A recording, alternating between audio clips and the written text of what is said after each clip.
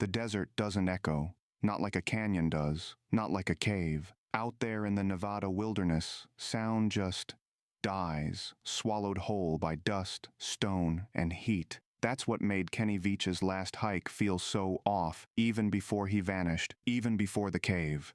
It was mid-October 2014, and the sun was already sinking low over the Sheep Mountains north of Las Vegas. Kenny zipped up his olive green backpack and slid his phone into airplane mode. He always hiked alone. Said the solitude kept his head clear. Said the emptiness helped him think. He'd told his girlfriend he was going out to find it again. The M Cave. A strange opening in the rock that had rattled him during a solo hike just weeks earlier. Not scared him exactly. Kenny wasn't the type to scare easy, but he felt something. In his words, it gave off a deep vibration, one that shook his chest the closer he got. Said it made his whole body feel like it was buzzing. And he turned back. That day, he turned back. But now, standing in the early evening silence with only his handgun, his GoPro, and a couple water bottles, Kenny was ready to face it. He posted about it in a YouTube comment thread just days before. Said, "One time during one of my hikes out by Nellis Air Force Base, I found a hidden cave. The entrance was shaped like a perfect capital M. As I began to enter it, my whole body began to vibrate. The closer I got, the worse it felt. I got spooked and ran out. That was one of the strangest things that ever happened to me." People wanted him to go back, and Kenny, ever the adventurer, agreed. He made one last post to his own YouTube channel, Snake Bit'em G, titled M Cave Hike. It wasn't the trip he disappeared on. That was a warm-up, a trial run. The real journey was next, and he never made it back. That was the last day anyone saw him alive. 3 days later, when he didn't return, his girlfriend filed the report. She knew where he had planned to hike, off the old Crystal Springs Trail, cutting through the cliffs above the mine shafts and rock beds. The area wasn't heavily traveled, but Kenny was no amateur. He knew the paths, the terrain, the heat. If anyone could handle a solo trek out there, it was him. Search and rescue found his phone near the entrance to an abandoned mine. No footprints, no drag marks, no blood. Just his phone. Left screen up on a flat stone, like it had been placed there deliberately.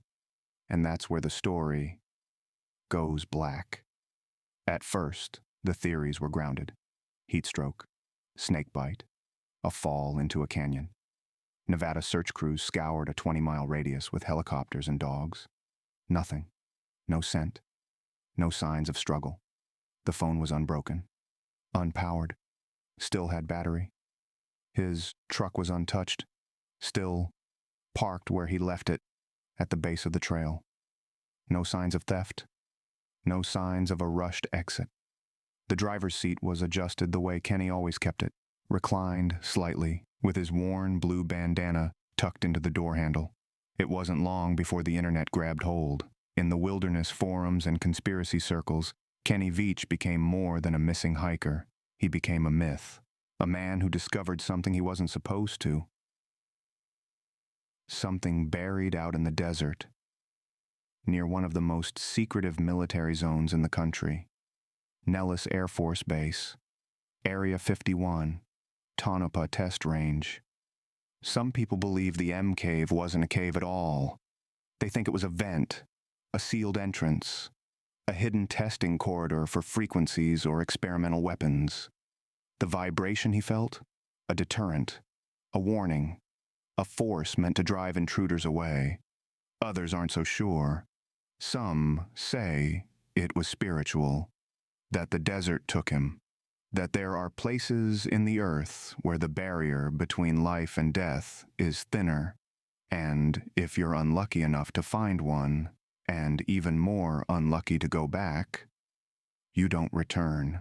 Kenny's girlfriend, Sherry Ann Pilgrim, didn't believe the wild theories. Not at first. She knew Kenny better than any of the YouTube commenters. She'd seen his habits, heard his rambling thoughts after long hikes. She called him eccentric, curious, a thinker. He loved exploring old mines and testing his limits, but he wasn't reckless. And he always came back. So when the hours turned into days and his name started trending on forums as the M Cave guy, Sherry Ann dug deeper. She started reading every comment, every timestamp, every pixel of his last video frame by frame, and something started gnawing at her. Kenny had taken his gun on that final hike. He never went hiking with a gun, not even for snakes. It was a 9mm Smith & Wesson, clean, full magazine. He wasn't paranoid, just prepared. And that change in behavior, to her, meant something. Then she remembered the stories he'd told her, quietly, after his hikes. The weird ones. One time, Kenny mentioned seeing black helicopters flying low over the valley, too low and too fast for training drills. Another time, he said he found boot prints out in a ravine that didn't make sense. Military tread, deep set, but in a location no vehicle could have reached. He had theories, but he didn't obsess. He just logged them in his mental journal, like puzzle pieces that didn't fit. Yet. And then there was the buzzing. He told her it felt like standing next to a huge transformer, that deep, humming electrical pressure in your chest, like your bones were resonating. Said it made his heart skip. Said it wasn't fear, exactly, but it felt like fear was coming. Like the cave was aware of him. Like it knew he was getting close. So he ran. But Kenny Veach wasn't the type to back down from fear for long. That second hike, the one he vanished on, was his way of proving it to himself. Or proving it to whatever was waiting inside that cave. He'd been filming again. No new videos were ever uploaded. His GoPro was never recovered. And that's where the questions deepen. Because other hikers tried to find the cave. Dozens of them. They combed through Kenny's last known coordinates, compared mountain formations in his older videos, matched rock patterns, bush lines, cave shadows. People hiked for weeks trying to find the elusive M cave. None of them ever found it. Some claim they got close, said they felt strange pressure in their heads like a high-altitude sickness despite being nowhere near the peak. Others heard what sounded like a low-frequency hum just before their GPS devices glitched or powered off entirely, but no one ever produced photos or footage of the M cave itself. There's a growing belief among some that the M cave wasn't a fixed location, that it only appeared once, that it showed itself to Kenny and no one else. Some hikers have uploaded recordings where strange electromagnetic interference cuts in randomly. Crackles, soft pings, distorted static. Near the same general area Kenny explored, one clip, posted anonymously on Reddit, has a 6-second burst of untraceable white noise, followed by what sounds like a voice saying a single word: leave. Skeptics called it a hoax. Believers said Kenny got too close. His case remains open, technically, but law enforcement marked it presumed lost. No further searches are planned. His body was never found. His remains were never recovered. Just a man who walked into the desert toward something that shouldn't exist and never walked back out. Back on the internet, the legend only grew, filed under fear. That's what a user wrote in the comments under Kenny's last video. This is bigger than some cave. This is a test site. This is something they buried and hoped no one would dig up, but he did. And now he's gone. Filed under fear. It's stuck. Threads popped up all over Reddit. r/unresolved mysteries, r/paranormal, r/conspiracy. Some users believed Kenny was silenced. Others thought he staged it himself, a grand escape from life, faking a disappearance to start over somewhere off-grid. But that theory fell apart quickly. Kenny left everything behind. No bank activity, no digital footprint, no sightings, and most importantly, no good reason. He was in love. He had plans. He was happy. And Sherian knew that better than anyone. In a blog post years later, she wrote, Kenny had no interest in disappearing. He didn't believe in ghosts, but he did believe there were things out there we didn't fully understand. Energy fields, frequencies, government tunnels under the desert. He thought the cave might be something like that. A place that hummed with the power of a secret nobody had the guts to speak aloud. But maybe it wasn't a secret at all. Maybe it was just a cave. Or maybe it was worse than anything Kenny ever imagined. In 2017, a small hiking group set out to retrace his last known route. One of them, a man named Diego Solis, posted a short video clip from his phone. The footage is grainy, shot just after dusk, with his flashlight cutting through the dust. In it, he says, "We're at the same ridge Kenny's map pointed to. Same boulders, same cut in the rocks.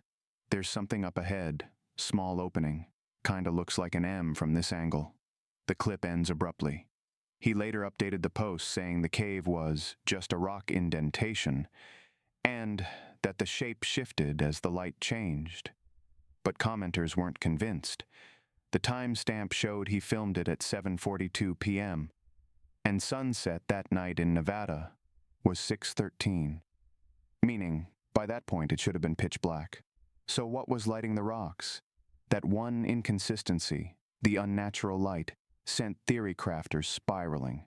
Some said Diego staged it. Others said he was being watched. A few speculated it wasn't natural light at all, but a kind of luminescent field, a side effect of the vibration Kenny mentioned. A hum that didn't just rattle the chest, but bent perception, color, even time. Diego never posted again. His account was deleted 2 weeks later. Not deactivated, wiped. Sherian tried reaching out to him, sent a message through an old hiking forum. No reply. She called the trailhead registry in Nevada.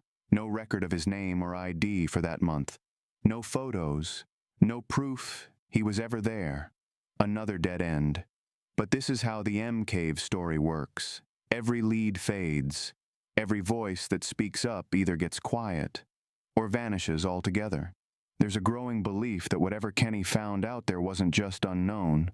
It was watched, and when he got too close, closer than anyone before, he crossed a line. Some call it a government experiment. Others think it's geological, an unstable magnetic rift buried under the cliffs.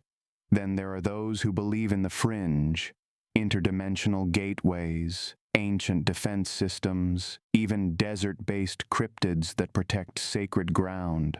Whatever it was, it hasn't shown itself again. Not clearly, not directly, and maybe that's the most terrifying part, because that means it's waiting, still out there, still humming, still ready to call the next person forward, to stand at the edge, to feel your ribs start to shake, to wonder if the ground itself is speaking to you, and then to decide, do I go in, or do I turn back, like Kenny should have? In the years since Kenny's disappearance, the desert has taken on a strange, reverent silence, as if something is holding its breath. Locals who live near the Sheep Mountains say the winds have changed. Hikers report odd pressure headaches near specific ridgelines. A few claim their watches or compasses stop working entirely once they cross a dry wash, known as Dead Man's Draw. One man, an amateur radio operator named Clark Jensen, set up a portable transmitter near the suspected location of the M Cave. He documented strange static patterns in his recordings, bursts of dense white noise, almost rhythmic, with small intervals of complete silence. He sent his findings to an online group of amateur signal analysts. One responded privately saying, "This looks similar to low-frequency directional jamming, like what's used near military installations. But the waveform has organic interruptions. It's not man-made, not entirely." Clark never followed up. His blog was last updated in 2020 with a single sentence, "I don't hike out there anymore." Despite it all, people keep searching, drawn to the myth, drawn to the fear. And that's the paradox that makes Kenny Veach's story feel so personal to so many. It's not just that he disappeared, it's how he disappeared.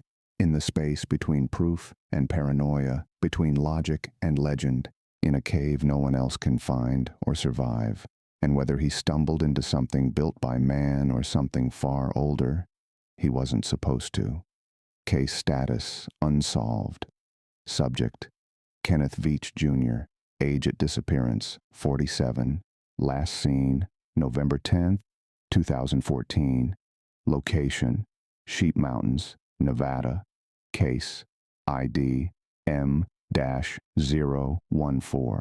If you ever find yourself hiking near Nellis Range and you feel a vibration deep in your chest, one that makes your heart stumble, one that makes the rocks hum, one that makes you feel watched, turn around. Some caves are better left unexplored. Some questions are better left unanswered. Some files stay open, filed under fear.